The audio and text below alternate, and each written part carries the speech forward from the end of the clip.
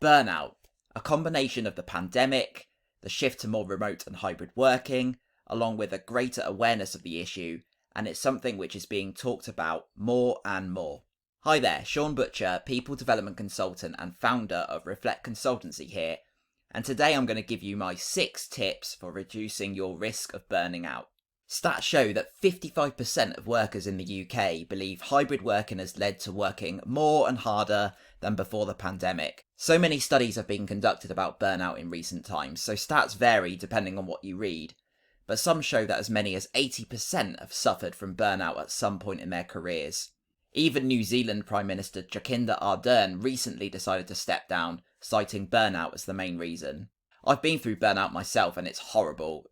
It's important to say that burnout can be experienced differently for different people. Personally, my symptoms included an inability to focus, being unable to switch off and feeling totally drained, exhausted and disengaged with things both in and out of work. Fortunately, I've been able to recognise many of the signs of burnout and learn to tackle them before they become a problem. The first, and one of the most significant, is to take your annual leave. This may sound so obvious, but it's surprising just how many people don't do this. In the UK especially, we're lucky to have a pretty generous annual leave allowance, especially compared to those in the US. At the very minimum, organisations need to offer you 20 days in addition to the standard 8 bank holidays that we get every year, or 9 as we're getting in 2023. There are even guides available which show you how to maximise your annual leave in combination with the bank holidays. I found one article which shows you how to get 48 days off work just by using 19 days of annual leave. I believe that one of the biggest mistakes you can make is to save up your annual leave for something later in the year. This may make sense if you have a big trip planned. It also means that you can go through a number of months with no break at all. It's far better to try and spread your days throughout the year and take breaks regularly. You need to embrace downtime, to let yourself switch off, and to do things outside of work that make you, you. And that doesn't always mean taking weeks off at a time, but even the odd day here and there, just to get outside and do the things you enjoy. Or maybe just even lie in bed. I'm not going to judge. The second tip is to take control of your day. I think most of us that work in a knowledge work type environment fall victim very easily to a bit of a busyness syndrome, where if it doesn't look like you're doing something, we start to get a bit anxious about what others may think. And as we all know, as soon as you have any type of gap in your calendar, it will quickly get filled with a meeting or a request for help from somebody, meaning you get very little time for actual work. The thing is, with so many of us now working in a hybrid or remote way, spending all of your time on Zoom calls very quickly drains our mental batteries. We need time to recover, and then we start to become tired and agitated because we lose time for anything significant. My tip for this? Learn to calendar block.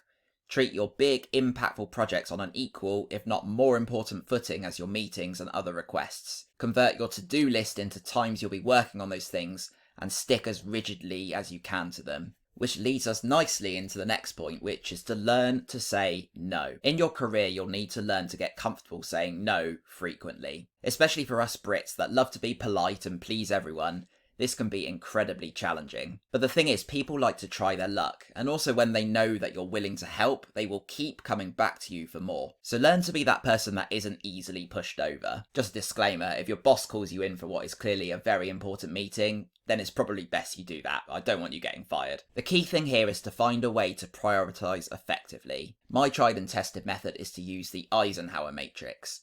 This encourages you to assign everything you have on your plate into a box, highlighting if they are important or urgent. You can then take action based on where they fall into that box. You'll see almost half of these tasks shouldn't actually be done by you, if at all. And the thing is, most of us tend to spend our time in this square, which you will need to do, but if you neglect to schedule in those important but non-urgent tasks, you'll quickly become frustrated, as this is actually where most of your long-term impactful work will lie. You can and should also do this with other elements of your life, and this leads me on to tip number 4, which is to find your life balance. Lots of us take a lot of personal value from our work, but it's unhealthy to let work define who you are as a person. The thing is, most of us have various other things that make up who we are. For me, I'm a parent, I'm a husband, a son, I love running and cycling, I play drums, I love music, going to gigs, food, travelling, personal and professional development.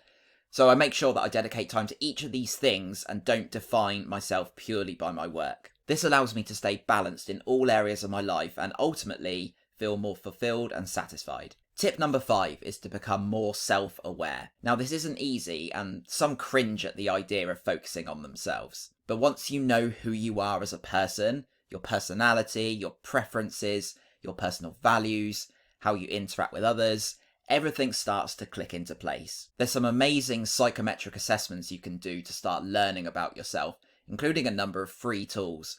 One of my favourites is 16personalities.com, which is incredibly simple and based on the Myers-Briggs type indicator assessment. But for me, just knowing that I am an introvert means I know that I need to seek regular downtime to recharge, especially given much of my job involves working with other people. And this links nicely into the 6th and final tip, which is to make sure you get sleep. There's already a lot about the importance of getting 8 hours sleep, but it wasn't until I read Why We Sleep by Matthew Walker that I realised just how important this is. Sleep allows your mind to rest, recharge, process information, and help you manage your emotions more effectively, as well as keep you from getting ill.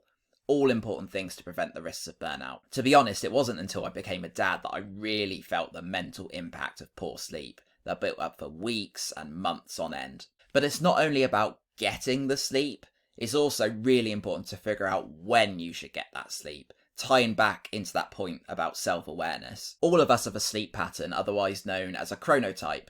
Without going into too much scientific information, most of us either fall into an early bird or night owl category, meaning that to optimise our sleep we should be up and active during the times our minds and bodies are most productive, and get that 8 hours sleep during your natural dips in energy. So there you have it, there's my 6 tips for reducing your risk of burnout. Take your annual leave, take control of your day, learn to say no, find your life balance, become more self-aware, and make sure you get sleep. If you enjoyed this video, please give it a like and subscribe to the YouTube channel where I'll be doing more videos like this in the future. Take care and see you soon.